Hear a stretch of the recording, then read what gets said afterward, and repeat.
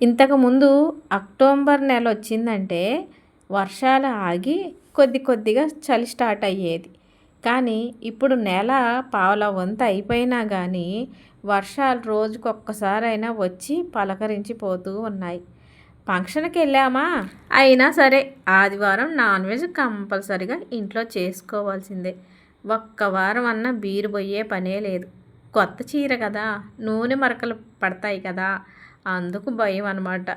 వర్షం పడుతుందని చెప్పాను కదా, పలకరించడానికి రానే వచ్చింది. కమ్మని వెజిటేబుల్ బిర్యానీ చేశాను. బిర్యానీ అంటారో లేకపోతే పులావ్ అంటారో, నాకైతే రెండిట్లో తేడా ఏంటో అర్థం కాదు ఇప్పటికీను. ఇక పులావో బిర్యానీయో తెలియదు కానీ దానిలోకి మాత్రం చికెన్ చేశానండి. మన ఫ్యామిలీ అందరికీ గుడ్ మార్నింగ్ అండి. ఈ వీడియో నిన్నటి వీడియో, ఈ రోజు వీడియో కాదు. నిన్న ఎండ బాగా వస్తుందని ఈ పిల్లో కవర్లు మొత్తం కూడా వేడి నీళ్ళల్లో నానబెట్టి ఉతికేసానండి. ఈ మధ్యన ఇక ప్రతిరోజు వర్షాలే పట్టడం వల్ల పిల్లోలు కొంచెం ముక్కవాసనలాగా వస్తున్నాయి. నాకు నచ్చలేదు. అయితే దసరా పండగకే ఈ బట్టలన్నీ దుప్పట్లన్నీ ఉతికేసాను. అప్పుడు కూడా ఎండకుండా ఉండటం వల్ల ఏమో కొంచెం స్మెల్ మంచిగా అనిపించక ఈరోజు వేడివేడి నీళ్ళల్లో ఈ పిల్లో కవర్లు నానబెట్టేసి ఉతికేసాను. ఇక రేపటి నుంచి దుప్పట్లు కూడా మొదలెట్టాలన్నమాట. అయితే ఊరు నుంచి వచ్చేసరికల్లా మబ్బు బాగా పట్టుకొచ్చేసిందండి. ఇక బట్టలు తీయటానికని డాబా పైకి వచ్చాను. ఏ రోజున కూడా వర్షం ఒక్కసారైనా కూడా పలకరించి పోవాలన్నట్టు ఏదో ఒక టైంలో వర్షం వస్తానే ఉంది. దూరంగా చూసారా, మబ్బు నల్లగా పట్టేస్తుంది. ఆల్రెడీ వర్షం మన దగ్గరకు వస్తూనే ఉంది. ఇక మా వారు ఆదివారం ఒక్కరోజన్నా వదిలిపెట్టే పనే లేదు ఈ నాన్ వెజ్ని. ఆల్రెడీ ఉదయం ఫంక్షన్కి వెళ్ళి అక్కడ భోజనంలో నాన్ వెజేనండి, చికెను తినొచ్చాం కదా, ఈ ఒక్కరోజు ఆగొచ్చు కదా. అబ్బే 3:30 ఆ ప్రాంతంలో సెంటర్కి వెళ్ళి చికెను కూరగాయలు తీసుకొచ్చారండి. నేను అప్పటికి అంటూనే ఉన్నా, ఆదివారం ఆల్రెడీ అక్కడ తినే వచ్చినాం కదా, ఒక్క ఆదివారం వదిలేస్తే ఏం పోయింది ఆ నాన్ వెజ్ని అంటే, ఆదివారం తెచ్చుకోకుండా ఉంటామా, వండుకోకుండా ఉంటామా, తినకుండా ఉంటామా అని చెప్పుకొస్తున్నారు. అందుట్లోనూ మళ్ళీ బిర్యానీ చేసి బిర్యానీలోకి ఆ చికెన్ కూరతో అన్నం తినాలి, నాకు తినాలనిపిస్తుందని తెచ్చుకున్నారు. ఇందుకీ నాకు బిర్యానీకి పులావ్కి అస్సలు తేడా తెలియదండి. బిర్యానీ కూరగాయల బిర్యానీ చేయాలని తీసుకొచ్చారు. మరి బిర్యానీ అంటారో పులావ్ అంటారో తెలియదు కానీ రెండిట్లో తేడా ఏదో నాకు కొంచెం చెప్పండి. చెప్తే ఇప్పటి నుంచి దీన్ని ఏమన్నాలో మీరు చెప్తే ఇక అలానే ఫాలో అవుతా. ఎటకారం కాదుండయి, నిజంగా నాకు తేడా తెలియదు. పులావ్కి బిర్యానీకి తేడా అస్సలు తెలియదు. మీకు తెలిస్తే చెప్పండి. సరే, బిర్యానీ అయినా పులావ్ అయినా సరే దాంట్లోకి చేసేది మాత్రం ఇప్పుడు చికెనేనండి. నాన్ వెజే కదా, కొత్త చీరతో ఉన్నా. ఇక నాన్ వెజ్ చేస్తున్నాను, ఆ నూనె చిందులు ఎక్కడ చీర మీద పడిపోతాయో అని ఇలా అనమాట. ఇక ఈ టైంలో చికెన్ బయట ఉంటే స్మెల్ ఎక్కడ వస్తుందో అని ఫ్రిడ్జ్లో పెట్టేశాను. వండే ముందుగా కడగొచ్చులే శుభ్రంగా, అప్పటి వరకు బయట ఉంటే స్మెల్ వస్తుందని ఫ్రిడ్జ్లో పెట్టేశానండి. ఇక చెప్పాను కదా, వర్షం రోజుకొక్కసారైనా కానీ మనల్ని అందరినీ పలకరించడానికి ఇలా వచ్చి కొద్దిసేపు మనతో కబుర్లు ఆడిపోయినట్టుగా కొద్దిసేపు ఉండి వెళ్ళిపోతుందండి. ఏ రోజున వర్షం పడతానే ఉంది. మేమైతే పత్తి తీపిద్దాము రేపటి నుంచి అనుకున్నాము, కానీ ఈ వర్షం రాని వచ్చిందంటే నిన్న ఉదయం పడింది వర్షం, నిన్న పగలంతా ఎండగాసింది. ఈరోజు కూడా పగలంతా ఎండగాసింది కదా, రేపు పత్తి తీయొచ్చు అనుకున్నాము, కానీ ఈరోజు రానే వచ్చేసింది వర్షం. ఈ సంవత్సరానికి అసలు ఈ వర్షాలు ఆగవేమో అనిపిస్తుంది, అట్లా కురుస్తున్నాయి. ఎప్పుడు కురవని వర్షాలు ఈ సంవత్సరం కురుస్తుంది. అక్టోబర్ నెల వచ్చాక కూడా వర్షం ఎంత కురుస్తుందంటే 3 కాలాలు కూడా ఏ కాలం కంటిన్యూగా కరెక్ట్గా వాటి డ్యూటీ చేసుకోవట్లేదండి. ఎండాకాలం ఒక్కటి మాత్రం కంటిన్యూగా మిగతా వాటి కాలాల్లో కూడా వచ్చి తన డ్యూటీ చేసుకొని వెళ్ళిపోతుంది. అంటే వర్షాకాలంలో కూడా ఎండలు విపరీతంగానే కాస్తున్నాయి, వర్షం మాత్రం కంటిన్యూగా రోజుకొక్కసారి వచ్చి పోతుందన్నమాట. ఇక శీతాకాలంలో అయితే ఈ మధ్యన చలే పెట్టట్లేదు. సరేలేండి, అంతా కూడా వాతావరణం మహిమ, అది మన వల్ల తెలియదు, లేకపోతే ఆ ప్రకృతి ప్రభావమో తెలియదులే. కానీ ఏదేమైనా మార్పులు చాలా వచ్చేసాయి. ఇక వంట స్టార్ట్ చేశానండి. మా వారు చికెను కూరగాయలు ఇంటి దగ్గర ఇచ్చి తోటలోకి వెళ్ళారు. ఇక వారు వచ్చేలోపు అన్నం కూర చేయాలి. నాకు ఇష్టమైన సినిమా వస్తుందండి టీవీలో, కౌసల్య కృష్ణమూర్తి సినిమా చాలా అంటే చాలా ఇష్టం నాకు. ఎన్నిసార్లు చూసినా కానీ చూడాలనే అనిపిస్తుంది అనమాట. అంటే నాకు అనిపిస్తుంది, అందరికీ అలా అనిపిస్తుందో లేదో, నాకైతే బాగా నచ్చుతుంది ఆ సినిమా. ఇక ఆ సినిమా చూసుకుంటా వంట స్టార్ట్ చేశాను. వెజిటేబుల్ బిర్యానీ కూరగాయలు తెచ్చింది అన్నారు, చూస్తే కాలీఫ్లవర్ లేదు. బిర్యానీకి కాలీఫ్లవర్ ఉంటే ఆ టేస్టే వేరుగా ఉండదు.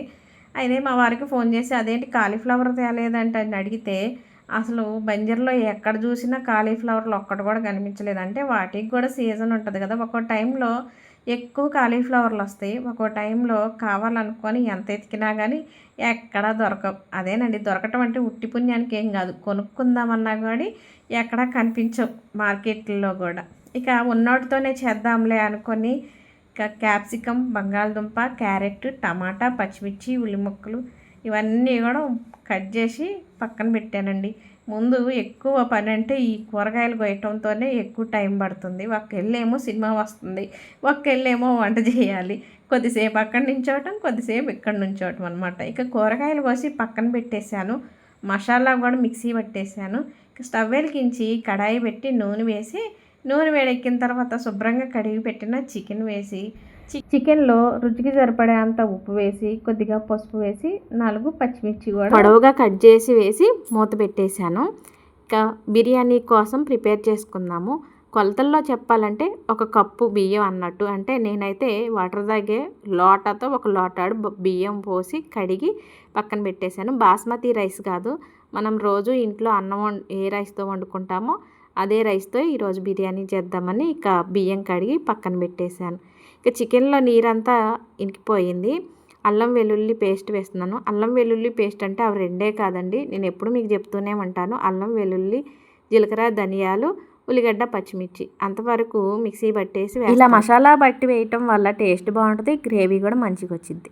ఇక మరో స్టవ్ వెలిగించి గిన్నె పెట్టి 2 స్పూన్లు నెయ్యి, 1 స్పూన్ ఆయిల్ వేసి, ఆయిల్ నెయ్యి వేడెక్కిన తర్వాత బిర్యానీ దినుసులు వేస్తున్నాను. ఈ బిర్యానీ దినుసుల్లో కొన్ని మిస్ అయినాయి, ఉన్న వరకు వేసాను అంతే. ఇక వేగిన తర్వాత పచ్చిమిర్చి, ఉల్లి ముక్కలు కూడా వేసేసి, ఉల్లి ముక్కల్లోకి కొద్దిగా పసుపు, కొద్దిగా ఉప్పు కూడా వేస్తున్నాను. ఉప్పు వేయటం వల్ల ఉల్లి ముక్కలు తొందరగా వేగుతాయి కాబట్టి ఎక్కువ శాతం నేను ఉప్పు ముందుగానే ఇలా ఉల్లి ముక్కల్లో వేస్తాను. ఇక ఈ ఉల్లి ముక్కలు వేగుతూ ఉన్నాయి. చికెన్లో వేసిన మసాలా పేస్ట్ పచ్చివాసన పోయింది. కూరకు సరిపడే అంత కారం వేసేసాను. కారం వేసిన 2 నిమిషాలకి 3 నిమిషాలకి వాటర్ పోస్తున్నాను. నాన్ వెజ్ ఏదైనా సరే వాటర్ పోసిన తర్వాత మనం కారం వేసామనుకోండి కొంచెం నీసు వాసన వస్తుంది. అదే కారం వేసి 2 నిమిషాలు మగ్గిన తర్వాత నీళ్ళు పోసారనుకోండి టేస్ట్ బాగుంటుంది. చికెన్ ముక్క మునిగేంత వరకు నీరు పోసి మూత పెట్టేశాను. ఇక బిర్యానీ కోసం ఉల్లి ముక్కలు మంచిగా వేగిన తర్వాత క్యాప్సికమ్, బంగాళదుంప, క్యారెట్ ముక్కలు వేసేసి మూత పెట్టేశాను.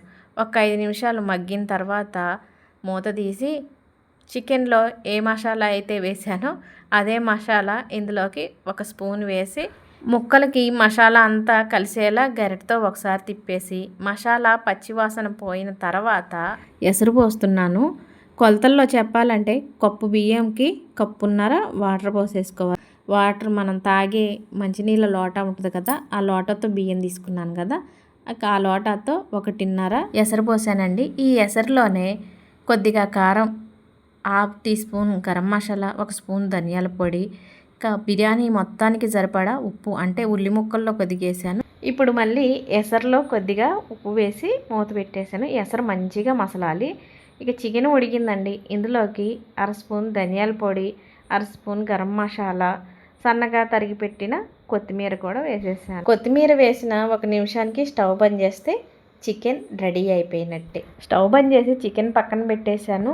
బిర్యానీ ఎసరు కూడా మంచిగా మసిలిందండి. ముందుగానే బియ్యం కడిగి నానబెట్టేశాను కదా, నానిన బియ్యంలో నీళ్ళు లేకుండా ఉండటం కోసం చిల్లుల గరిటలో వడకట్టేశాను. నీరు మొత్తం పూర్తిగా పోయింది. ఇక మసులుతున్న ఎసరులో బియ్యాన్ని వేసేసి మూత పెట్టేశాను. 5-6 నిమిషాలకి అన్నం ఉడకబట్టింది. చూడండి, అటు ఇటుగా 75% అన్నం ఉడికింది. ఇక స్టవ్ మంట కొంచెం తగ్గించుకోవాలి. ఇప్పుడు కొత్తిమీర, మళ్ళీ పైన కొద్దిగా నెయ్యి వేసేసి మూత పెట్టేసి పైన ఏదైనా మూత పైన బరువు పెట్టేసామనుకోండి, ఇలా చిన్న రోలు ఉన్నా లేదంటే ఏదన్నా గిన్నెలో వాటర్ పోసి పెట్టినా కానీ ఆవిరన్నది బయటికి పోకోకుండా మంట తక్కువ పెట్టాం కాబట్టి అడుగు మాడకోకుండా 2 విధాల బాగుంటుంది అనమాట.